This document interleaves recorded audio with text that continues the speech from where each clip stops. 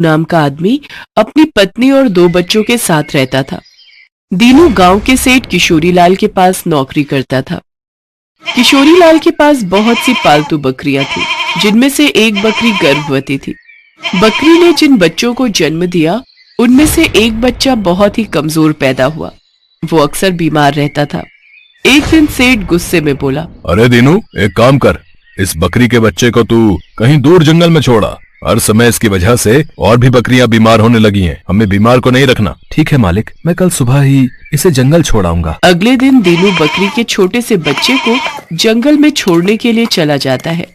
वो जैसे ही बकरी के बच्चे को छोड़ने लगता है, बच्चा मैं करने लगता है, मानो वो दीनू से कुछ कह रहा हो। कितना मासूम और प्यारा बच्चा है। अगर मैं इसको यहाँ जंगल में छोड़ गया तो जंगली जानवर इसको मार कर खा जाएंगे। पता नहीं, मन नहीं कर रहा इसे कि इसे यहाँ छोड़ कर जाऊं। दीनू बकरी के बच्चे को उठा लेता है और अपनी गोद में लेकर प्यार करने लगता है। बकरी का बच्चा भी दीनू को ऐसे लिपट जाता है मानो उसे कितना प्यार मिल रहा हो। दीनू उसे अपने साथ घर ले आता है। सुनो जी, हम लोग तो वैसे ही इतने गरीब हैं, 2 वक्त की रूखी सूखी रोटी भी बहुत मुश्किल से खा पाते हैं। हम इसका इलाज और देखभाल कैसे करेंगे? शांति, तुम नहीं जानती, जब मैं इसे जंगल में छोड़ रहा था, पता नहीं मेरा मन दर्द से भर आया और इसे जंगली जानवरों के बीच जंगल में छोड़ने का मन नहीं हुआ। इसलिए मैं इसे अपने साथ ले आया। अब जब ले ही आया हूँ तो इसको पालने का इंतजाम भी हो जाएगा। तुम और मैं मिलकर इसकी पूरी देखभाल करेंगे और मुझे यकीन है कि ये कुछ ही दिनों में बिल्कुल ठीक हो जाएगी। सच में ऐसा ही हुआ। दीनू और उसकी पत्नी शांति मिलकर बकरी के उस बच्चे की खूब देखभाल करते थे। धीरे धीरे उनके देखभाल की वजह से कुछ ही महीनों में वो बकरी बिल्कुल ठीक हो गई और बड़ी हो गई। बकरी ने अब दूध देना भी शुरू कर दिया था। सुनो, देखो हमारी बकरी कितना दूध देने लगी है। क्यों ना हम बकरी का दूध बेचना शुरू करें? इससे हमारी अच्छी कमाई हो जाएगी और तुम्हें सेठ की नौकरी भी नहीं करनी पड़ेगी। तुम ठीक कह रही हो शांति। इस बकरी को बचाकर उस दिन शायद मैंने ठीक ही किया। आज हमारे कितने काम आ रही है और हमें इससे कितना प्यार भी हो गया है। ये भी हमें बहुत प्यार करती है। कल से हम इसका दूध बेचकर ही गुजारा करेंगे। मुझे भी अब उस किशोरीलाल की नौकरी नहीं करनी पड़ेगी। वो बहुत निर्दयी स्वभाव का है। अगले दिन से दीनू बकरी का दूध बेचने लगा। दीनू की बकरी बहुत ही अच्छा दूध देती थी, जो कि गांव वालों को बहुत पसंद आता था। धीरे धीरे दीनू का दूध बेचने का काम अच्छा चलने लगा। जब ये बात किशोरीलाल को पता चली तो वो दीनू के पास अपनी बकरी वापस लेने के लिए चला गया।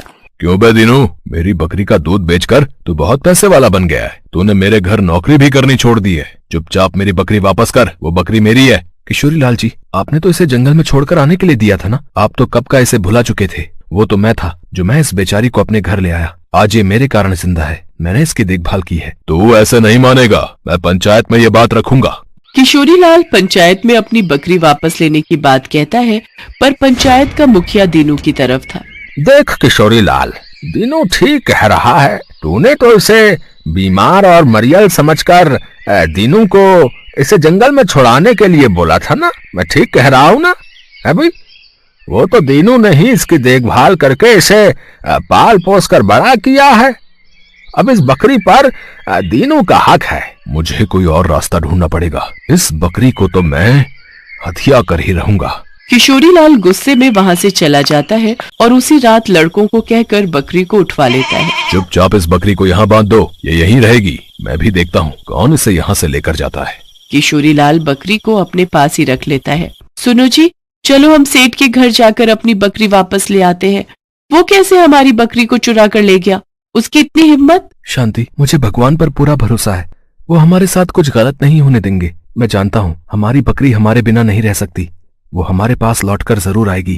किशोरीलाल के नौकर परेशान हो गए। बकरी बिल्कुल भी दूध नहीं दे रही थी और ना ही कुछ खा पी रही थी। धीरे धीरे बकरी फिर से कमजोर होने लगी और बीमार हो गई। अरे, किस बीमार को उठाकर ले आए?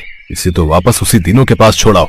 ये बीमार और कमजोर बकरी अगर मेरे पास रहेगी तो बाकी के जानवर भी बीमार हो जाएंगे। इसके पास से कितनी बदबू भी आ रही है। एक काम करो, इसे यहाँ से निकाल कर बाहर फेंक दो। हमें इसकी जरूरत नहीं है।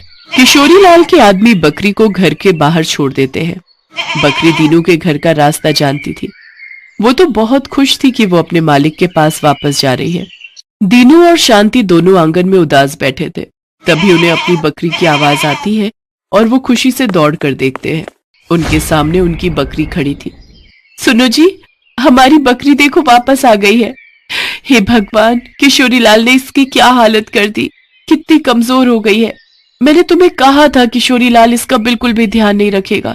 चिंता मत कर शांति, हमारी बकरी अपने घर आ गई है। अब इसे कोई हमसे नहीं छीन सकता। अब ये हमारे पास ही रहेगी। मैं तो जानता था किशोरीलाल हमारी बकरी को अपने पास नहीं रख सकता। लगता है ये बहुत भूखी है।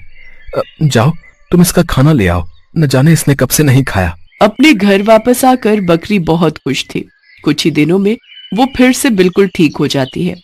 कहीं न कहीं अपनों से बिछड़ जाने के कारण वो फिर से कमजोर हो गई थी, पर अपनों से मिलने के बाद फिर ठीक हो गई। उस दिन से वो बकरी दीनू और शांति के पास ही रहने लगी। अपनी बकरी को पाकर दीनू और शांति बहुत खुश थे। सेठ किशोरीलाल भी समझ गया था कि वो बकरी उसके पास नहीं रह सकती। वो सिर्फ दीनू और शांति के पास ही खुश रहेगी।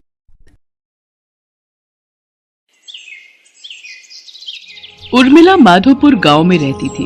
उसके पास पारो नाम की एक पालतू गाय थी। पारो उर्मिला के साथ पिछले कई सालों से है।